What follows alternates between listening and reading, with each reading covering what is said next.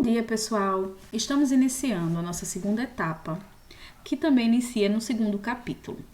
Aí, na primeira atividade dessa semana, vocês podem observar que eu pedi que vocês lessem a atividade, o texto da página 39 e da página 40, né? Isso, então vocês vão ler esse texto aí.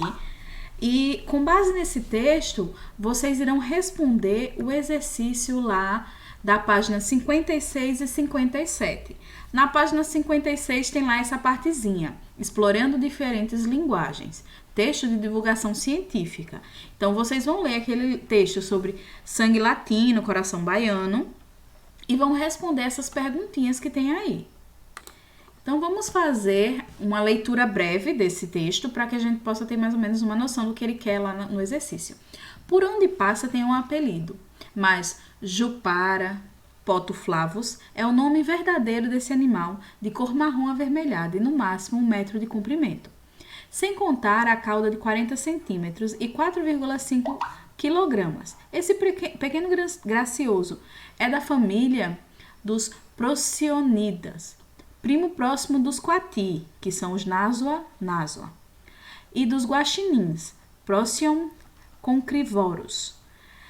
A diferença entre os parentes é a cauda prênsil do japará, usada como um quinto membro, que o ajuda a se pendurar no topo das árvores mais altas e também serve para lhe dar apoio como a terceira perna. A cauda é o principal motivo de ser sempre confundido com macaquinhos, como o sagui. Então, quando vocês leem aqui ele mostra nomes científicos desses animais. O do coati, o do guaxinim, até mesmo o do jupará, que é o Potus flavus. Então, a gente consegue identificar nomes científicos que a gente já estudou nas aulas anteriores. E continuando o texto, ele fala sobre o tipo de alimentação, o tipo de local onde ele vive, quais são os costumes que aquele animal tem, os hábitos dele, que ele deixa bem claro que é hábitos noturnos e tudo mais. Então, lendo o texto, você vai identificar várias condições do jupará, certo? Aí a atividade ela pede o seguinte: a atividade 1 a 5 refere-se ao sangue latino coração baiano que aparece na abertura desse capítulo, que ele fala desse sangue latino coração baiano, que é as características desse animal. Aí, primeiro, explique o que indica a expressão Potus flavus, que aparece entre parênteses no início do texto. Então, quem é o Potus flavus? Acabei de falar para vocês que são os nomes científicos desse animal, né? Um dos nomes, quer dizer, é o nome científico desse animal. Os outros são de outros animais, né?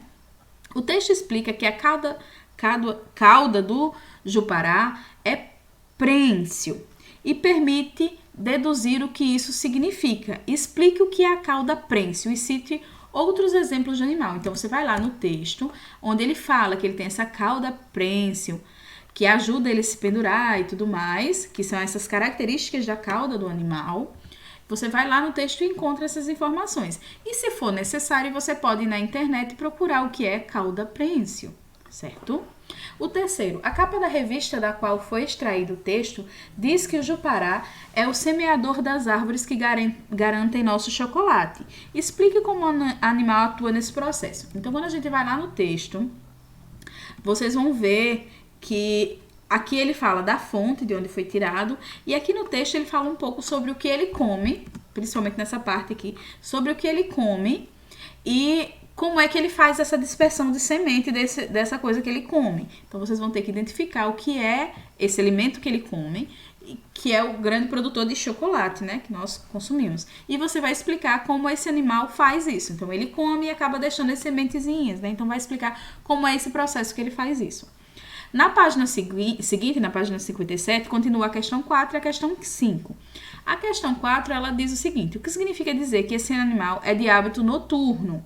Então, lá no texto, nessa parte aqui, ó, o hábito noturno que ele tem, aí ele vai explicar aqui o que mais ou menos é esse hábito noturno. Então, você vai dar a sua explicação sobre por que é que ele tem hábitos noturnos. E 5, elabore uma lista com o nome de 4 alimentos consumidos pelo jupará, citados no texto. Então, aqui no texto, ele fala sobre as coisas que ele come, sobre as coisas do qual ele utiliza, né? Que ele vive lá na Bahia, come algumas coisas exclusivas da Bahia, e você vai fazer essa lista dessas coisas que ele come.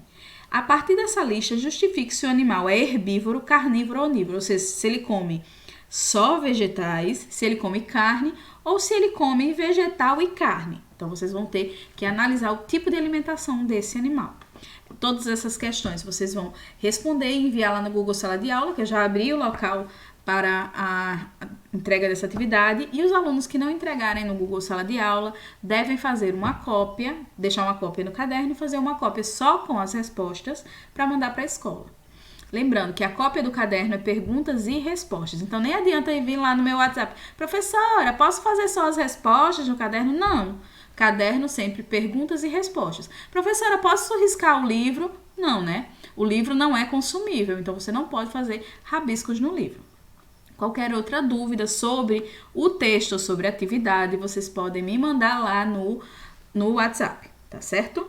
Só isso mesmo. Tchau, tchau.